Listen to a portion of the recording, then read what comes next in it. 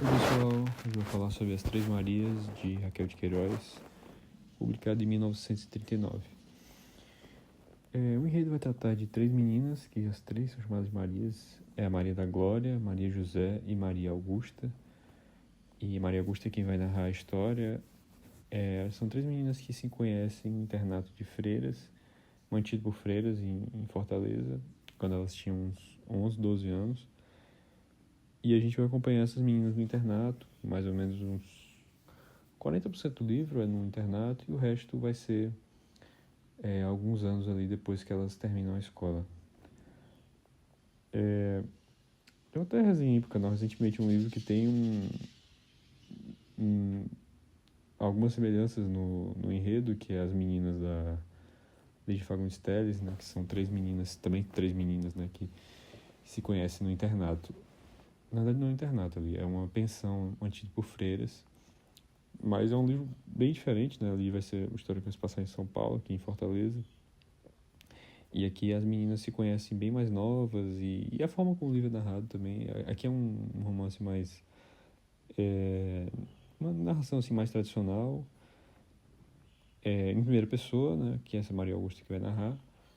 Enquanto lá nas meninas você tem aquele fluxo de consciência que torna o livro até meio difícil em alguns momentos. Eu vou deixar na descrição aí a resenha sobre as meninas. Os dois livros são interessantes, mas As Três Marias é um livro mais fácil assim, de ler. E essas meninas têm personalidade bem diferente, né? A Maria da Glória é mais vaidosa, assim, autoconfiante. E ela vai ter um destino, assim, bem diferente das outras meninas. E essa Maria da Glória era órfã. A Maria José já era mais quieta, assim, ela é mais religiosa das três. E ela tinha uma questão de que o pai dela abandonou a família, então ela tinha muita raiva desse pai, só que ela era muito religiosa, mas ao mesmo tempo ela tinha vontade de transgredir essa religião. Ela vai ter algumas discussões com a Maria Augusta sobre isso, porque a Maria Augusta já é bem mais rebelde e é um alter ego da Raquel de Queiroz, né? Ela não se encaixava num papel assim de dona de casa, né? Que era um papel normal das mulheres da época, né? Que a Maria da Glória, por exemplo, vai se encaixar muito bem nisso. E a Maria Augusta não, quando termina a escola, né, e ela volta para a família dela, que morava no Crato, né, que é no interior do Ceará. Ela prefere voltar, ela não se encaixa ali no papel que queriam, né, ela ajudasse ali na casa, nos cuidados da casa. Ela tinha vários irmãos, mas ela prefere voltar para Fortaleza para trabalhar como datilógrafa, né, e viver de uma forma independente do que ficar ali restringida pelo papel social dela. Mas assim, ela é considerada assim uma alter ego da Raquel de Queiroz, né? Porque ela tem essa, também teve essa coisa de ir morar nesse internato, mantido por freiras em Fortaleza, quando ela tinha uns 11, 12 anos, e é a personagem mais questionadora. A gente vai ver que as transformações que ela passa no contato com os homens e também transformação na sua fé. Porque antes ela era bem religiosa, as três eram bem religiosas no começo, mas a Maria Augusta vai perdendo a fé aos poucos. Mas assim, é um alter ego, mas tem muitas coisas que não tem muito a ver assim, com a vida da Raquel, né? Porque a Maria Augusta, por exemplo, aqui na história ela não tem mãe, né? A mãe dela morre quando ela era bem jovem, né? E a Raquel de Queiroz, ela não perdeu a mãe de bem jovem. A Raquel de Queiroz morou no Rio, em Belém, antes de ir para essa escola em Fortaleza. E diferente aqui da personagem que passou o tempo todo, né, lá no interior antes de morar em Fortaleza. E também a personagem, ela gosta de literatura, mas ela não chega a escrever nada, nem ter também envolvimento com política, como a Raquel teve já bem jovem, né? A Raquel de Queiroz chegou a entrar no Partido Comunista, e ela publica o 15 bem jovem, de 19 anos, e faz muito sucesso. E ela já antes disso, já publicava em jornais. Parece que a Maria Augusta também chegou, ela até fala isso no livro, assim, chegou a escrever uns artigos para os jornais, mas isso não é uma coisa que é dada assim, muita importância aqui no livro. Aqui eu acho que é mais interessante ver essas transformações dela nessas opiniões que ela tem a respeito da sociedade, de como ela... sobre o papel da mulher, sobre como as exigências, né, sociais não se encaixam ali para o que ela realmente gosta de fazer. E tem também esse contato com os homens, né? Ela perde muitas das ilusões românticas que ela tinha assim, quando ela era adolescente. E também, como eu mencionei, né? Essa transformação na fé dela. Então eu vou ler aqui algumas passagens. A falta da prática foi me mostrando a fraqueza de minha fé. Deixei de crer porque deixava de orar. Deixava imediatamente de sentir meu personagem quando não o representava mais em cena. Fui abandonando a prática, a oração da noite, a missa, a confissão, e perderam-se as convicções.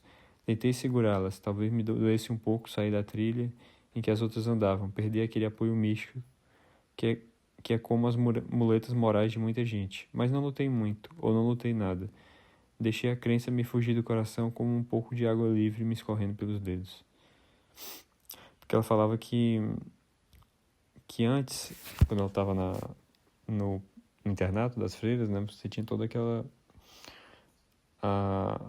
uma rotina de orações, né, e ela sentia que antes ela estava só representando um papel, mas que aquilo fortalecia a sua fé. Quando ela deixou de ter essa obrigação, ela foi perdendo a fé. E as outras passagens que eu quero ler aqui já vai ter algum spoiler, né? Porque vai falar um pouco desses relacionamentos que ela teve. E que vai ter alguns acontecimentos assim bastante dramáticos, que eu não quero comentar para não dar spoiler. Mas então eu me despeço para quem não leu o livro ainda. E aí eu peço que, né, se gostou do vídeo, dê um like, se inscreva no canal. Para quem ainda tá... Para quem já leu o livro e vai continuar no vídeo também, peço que façam isso para ajudar o canal a crescer. E comente se vocês se interessaram pelo livro, se vocês já leram algum outro livro da Raquel de Queiroz, se vocês já leram As Meninas também da Fagundes Telles, o que vocês acharam de diferente, assim. Eu vou ler aqui então essa outra passagem que já tem algum spoiler. Aqui é quando ela tem aquele caso com o Raul, né, que é um pintor já bem mais velho que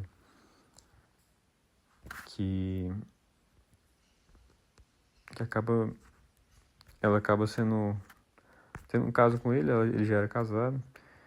E aí depois que ela acaba repelindo, assim, né, acaba rejeitando ela percebia que ele estava interessado muito apenas nessa parte apenas no corpo dela e não tinha nada de amor naquilo, e aí isso quebra essas ilusões que ela tinha a respeito do amor, né, a respeito do relacionamento com os homens, e ela vai um dia lá no lugar onde ele trabalhava, né, como pintor, e aí tinha uma outra menina lá, e ele estava fazendo exatamente os mesmos truques de conquista, né, e aqui a passagem. E eu ouvia repetir as mesmas histórias com que me enlevara, como quem vê a reprise de um filme, esperando, prevendo cada gesto, cada expressão, cada sorriso. Sabia quando ele iria sublinhar a frase com um descair de lábios cansado e doloroso, contando os dias de fome na Europa. Quando manejaria o pincel em largos traços no ar, para dizer que Une, a estudante sueca que o amara, tinha a mania de pintar assim, pequenos quadros com largas manchas de cenário. Então eu achei essa cena legal, assim, ela ficou assistindo a ele fazendo aquilo, sem que ele soubesse que ela estava ali, né? E aí ela tem ela fica chateada quando vê isso. Mas também é um momento importante, assim, de revelação, assim, pra ela.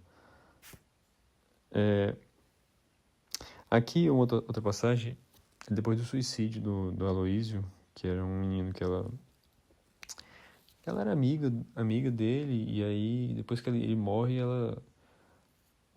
começam a atribuir a causa do suicídio a ela, porque ele era apaixonado por ela, só que ele nunca declarou isso. E aí ela tem esse pensamento aqui, dizendo que ela não tinha nada a ver com aquilo, né? E é um pensamento, assim, parece meio duro, assim, à primeira vista, né? Dizer que você não tem nada a ver com... Você não tem...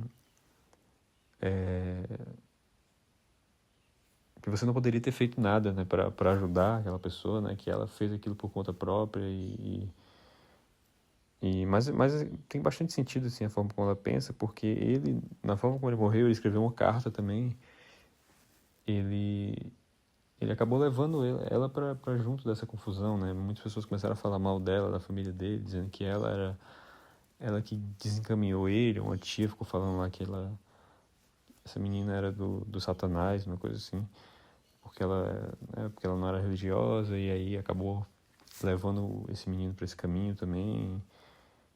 Enfim, eu achei interessante essa passagem, assim. Eu vou ler aqui. Os outros continuavam me olhando em silêncio e curiosos. Esperavam talvez que eu caísse de joelhos e pedisse perdão. Eu não cuidava nisso. Não me sentia culpada, e por que me sentiria? Ele que me fazia mal, me arrastava na sua queda, abismo abaixo. Em nome de que direito se introduzira assim brutalmente na minha tranquilidade? Por que arrastara consigo a sua alcova dramática, a parentela acabrunhada, e viera morrer dentro da minha vida? Até então era quase um estranho, um camarada apenas. E de repente se apossaram de mim e me punha nua e atada à sua cabeceira de defunto, à mercê da crueldade de todos, como no pelourinho. É muito forte essa passagem, é muito... bastante verdade, eu acho. Aqui também outra passagem sobre aquele rapaz que ela conhece no Rio. E aí ela ficou andando com ele, assim, vários dias juntos. E aí tem um momento que ele vai estudar na biblioteca, né? Ele até manda ela ficar lá na biblioteca, diz que entrega um livro para ela ficar lendo enquanto ele tá lá, porque ela não quer, ele não quer que ela vá pra rua. Se ela fosse pra rua, ele também ia parar de estudar, não ia conseguir estudar. E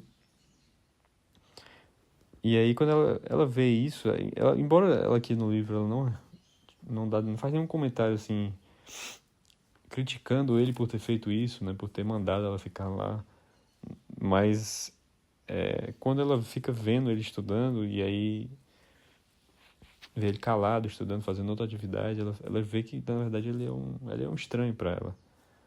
Então ela fala aqui: quem era aquele homem agora? Um estranho, nada mais que um estranho. Basta uma pessoa se fechar com seus pensamentos para colocar entre si e nós toda uma fronteira, com soldados, limites e um mar desconhecido separando. Há tantos dias que andávamos juntos, o rosto dele já me era familiar, como um anel de minha mão. Seria capaz até de o desenhar de memória. No entanto, não o reconheci agora, porque talvez a cara dele era outra, e a gente tem uma afeição especial para cada sentimento e cada sensação. É interessante isso aqui, realmente, né? Como às vezes você acha que é próximo de uma pessoa, mas de repente você toma um susto, assim, né? De como na verdade não é bem assim. Às vezes surge um pensamento, assim. No caso ele estava apenas em silêncio, né? Mas às vezes um comentário que a pessoa faz, você vê como a gente está muito distantes, né?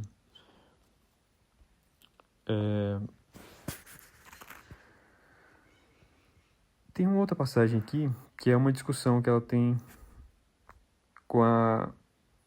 Na verdade, um pouco antes da discussão que ela tem com a Maria José, que ela estava observando a Maria José, que é essa menina, amiga dela, que é religiosa, né? Que elas moravam juntas, e aí ela estava rezando e beijando a Maria José estava beijando um crucifixo que ela tinha, né? E ela realmente, assim, ela emocionada, assim, né, com a tragédia de Jesus, e aí a Maria José, a Maria Augusta, né, não consegue entender aquilo. Será possível que ela se comova realmente, sofra realmente, só na evocação mental, quase literária, daquele drama longínquo? Que é piedade, que é caridade, que é amor do próximo?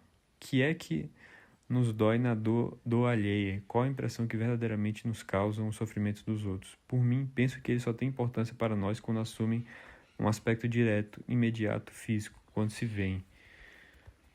Diante da ferida aberta de um desgraçado, qualquer coisa, o estômago talvez revolve-se dentro de mim. A gente ressente o mal físico dos outros, sofre com ele. Porém, mesmo isso precisa ser muito brutal, muito visível para impressionar profundamente. A fome dos outros é sempre, em princípio, uma ideia abstrata, e as ideias abstratas atingem a inteligência, mas dificilmente abalam o coração. É preciso que a gente veja a fome, que a gente sinta a fome. Por que Maria José chora? De onde tira ela dores para essas lágrimas? Da morte de Deus, ressuscitado em glória tão depressa, e tudo isso há 2000 anos? Só o que nos faz sofrer tem realmente valor de mal para nós, porque, na realidade, só eu tenho importância para mim mesmo. Só nós valemos para nós mesmos. Só compreendemos o sofrimento dos outros. Só compreendemos com a carne quando somos feridos um pouco por ele. Achei interessante mesmo essa passagem. Acho que concordo até nessa questão de que você realmente só... Isso você percebe até na literatura, né? Você se envolve muito mais com o livro e até gosta do livro, né? Quando tem alguma coisa a ver com você.